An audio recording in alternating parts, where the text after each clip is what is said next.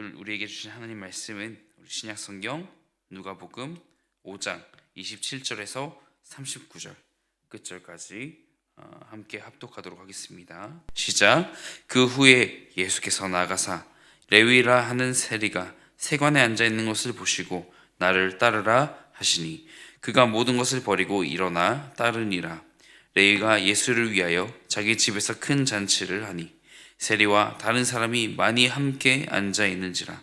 바리새인과 그들의 서기관들이 그 제자들을 비방하여 이르되 너희가 어찌하여 세리와 죄인과 함께 먹고 마시느냐. 예수께서 대답하여 이르시되 건강한 자에게는 의사가 쓸데없고 병든 자에게라야 쓸데있나니 내가 의인을 부르러 온 것이 아니요 죄인을 불러 회개시키러 왔노라. 그들이 예수께 말하되 요한의 제자는 자주 금식하며 기도하고 바리새인의 제자들도 또한 그리하되 당신의 제자들은 먹고 마시나이다. 예수께서 그들에게 이르시되 혼인집 손님들이 신랑과 함께 있을 때에 너희가 그 손님으로 금식하게 할 수 있느냐. 그러나 그 날에 이르러 그들이 신랑을 빼앗기리니 그날에는 금식할 것이니라. 또 비유하여 이르시되 새 옷에서 한 조각을 찢어 낡은 옷에 붙이는 자가 없나니 만일 그렇게 하면 새 옷을 찢을 뿐이요 또 새 옷에서 찢은 조각이 낡은 곳에 어울리지 아니하리라.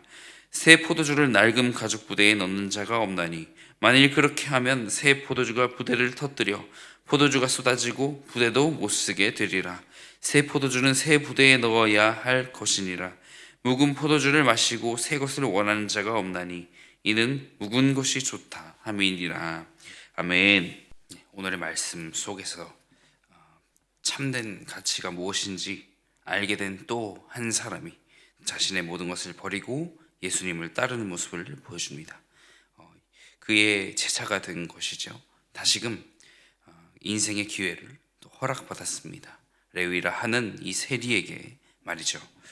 인생의 여정에 실수가 없는 인생은 없습니다. 중요한 것은 그 실수를 딛고 일어서느냐 아니면 그대로 주저앉을 것인가를 선택하는 것입니다. 그러나 이러한 선택지조차 늦었다고 생각하는 그때 바로 예수님께서 그를 만나 주셨습니다. 그를 부르신 것이죠. 소명입니다. 레위에게 찾아가신 예수님을 향해 바리새인과 서기관은 30절에서 이렇게 말하고 있죠. 바리새인과 그들의 서기관들이 그 제자들을 비방하여 이르되 너희가 어찌하여 세리와 죄인과 함께 먹고 마시느냐 라고 말이죠. 이들은 이해하지 못했습니다. 실수를 용납하지 못하였으며 그 당시 죄인이라 칭해진 사람들에게 다가서시는 예수님에게 비방을 하고 이렇게 반박을 하는 것이죠. 우리가 오늘 말씀을 통해서 중요하게 보아야 하는 것이 이 부분입니다. 오늘날도 죄인이라고 생각되는 사람에게 또 기회가 또 없다고 생각하는 것, 무의식 가운데 그러한 생각들을 버리고 언제건 돌이키기를 원하는 그 마음을 무시해서는 안 된다는 것입니다. 오늘 예수님께서 그렇게 하셨고 죄인을 부르셨습니다. 이 사람은 그 부르심에 응답을 했습니다. 이 본문 가운데 알 수 있는 예수님의 부르심은 누구에게 나타나는 것일까요? 첫 번째로 예수님의 부르심은 죄인에게 나타난다는 것, 또한 이러한 사람에게 구원의 기회가 주어진다는 것입니다. 31절과 32절을 함께 읽겠습니다. 예수께서 대답하여 이르시되 건강한 자에게는 의사가 쓸데없고 병든 자에게라야 쓸데있나니 내가 의인을 부르러 온 것이 아니요 죄인을 불러 회개시키러 왔노라. 기적도 마찬가지겠지만 오늘 이 부르심을 통해서 우리가 죄인임을 깨달을 뿐만 아니라 계속해서 앞으로 나아갈 수 있는 그런 예수님을 향한 믿음을 갖는 것이 중요한 줄로 믿습니다. 어느 기업에 한 청년이 있었는데요. 그에게 평판이 좋지 않았고 계속되는 실적 평가에서 낙점이 주어지는 것입니다. 당연히 그에게는 낙심이 찾아왔고 사표 쓸 일만 남았구나 생각한 것입니다. 그러던 가운데 영향력 있는 한 상사가 또 그와 면담을 합니다. 그가 다시금 일어날 수 있게끔 그에게 기회를 주었고 관대한 그의 모습에 감명을 받아 이 청년이 딛고 일어나서 업무이든 또한 생활이든 다시 회복하게 되었다는 이야기입니다. 이처럼 기회라는 것은 원래 잘하는 사람에게도 주어질 수 있겠지만 또 빛을 발할 수 있는 그런 가능성을 가진 자는 그에게 또 굴곡이 있는 사람에게서 또 무엇보다 잘 나타날 수 있는 것이죠. 예수님은 세리 레위를 부르시며 누구든지 회개하고 예수님을 따를 기회를 주셨습니다. 이 사람이 바로 마태이죠. 구원은 의인이 아닌 죄인을 위한 하나님의 은혜인 줄 믿습니다. 이어서 다시금 금식에 관한 반박이 이어집니다. 33절입니다.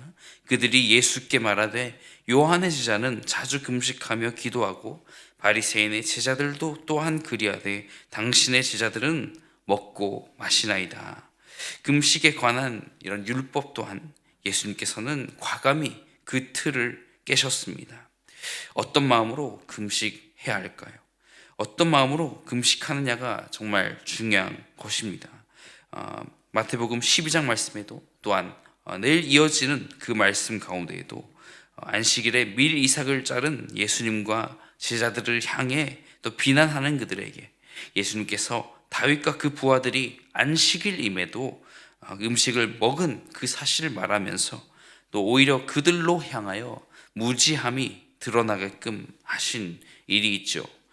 다시 예수님은 오늘 본문에서 혼인잔치 속에 신랑과 함께 있을 때 그 상황을 비유하면서 말씀하십니다. 신랑과 함께 있을 때 너희가 금식할 수 있느냐?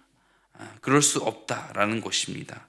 그렇다면 어떤 때에 금식을 하는 것인가요? 예수님께서 말씀하시지요. 바로 신랑을 빼앗길 날이 이르리니 그때 금식할 것이니라 라고 말씀하셨습니다.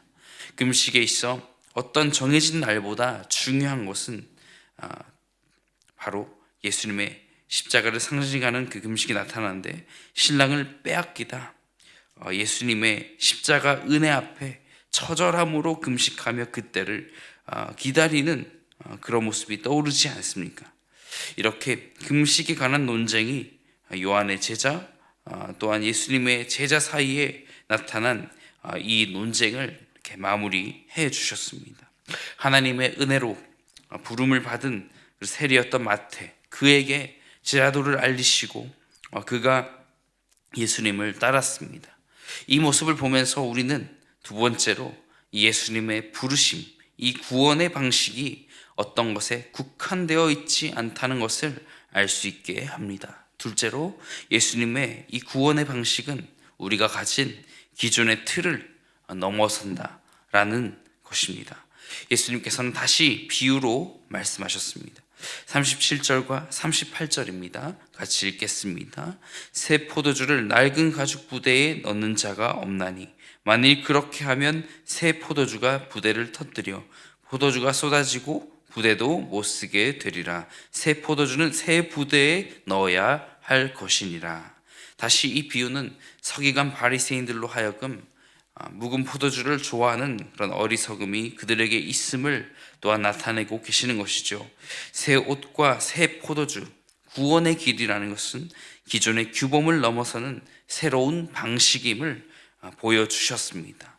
이런 구원의 기쁨은 규범을 지키고 또 그렇지 못한 사람을 향해 정죄하는 삶이 아니라 새로운 삶의 변화와 함께하는 것이라는 걸 말이죠. 그러므로 우리 삶 가운데 또 그릇된 것을 향하여 외쳐야 하지만 그 안에 그리스도의 사랑을 담아야 하는 줄로 믿습니다. 저도 이러한 고백을 하기 원합니다.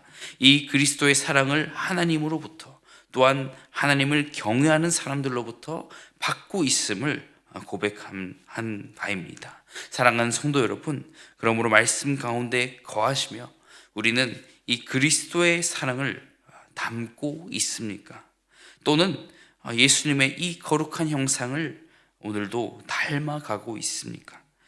저와 여러분 가운데 그리스도의 형상을 닮아 이 진리의 말씀을 그 예수님의 이 사랑에 담아서 전할 수 있는 복음을 전할 수 있는 그런 복된 하루가 되어지기를 예수님 이름으로 축복합니다. 이것이 참된 그리스도인이 행하는 선한 영향력인 것이죠. 예수님의 형상을 닮아가기를 소망하는 모든 구리지구촌교회 성도 여러분 가운데 진리를 담아 전하는 인생, 또 그때 늦은 것은 없는 것입니다. 그리스도를 따르고자 결심하는 그 마음을 주님은 결코 외면치 않으시고 오늘도 나를 부르십니다.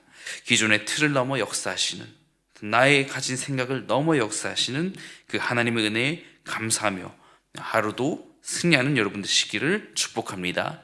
기도하겠습니다. 제가 기도하겠습니다. 사랑의 하나님 아버지, 오늘도 우리를 부르시고 새로운 기회를 주시는 그 은혜에 감사드립니다.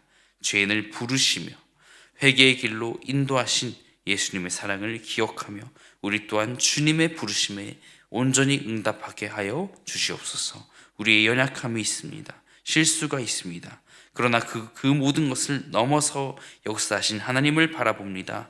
기존의 틀, 나의 생각을 깨고 새로운 은혜를 부어주시는 그 주님만을 신뢰하며 살아가게 하여 주시옵소서.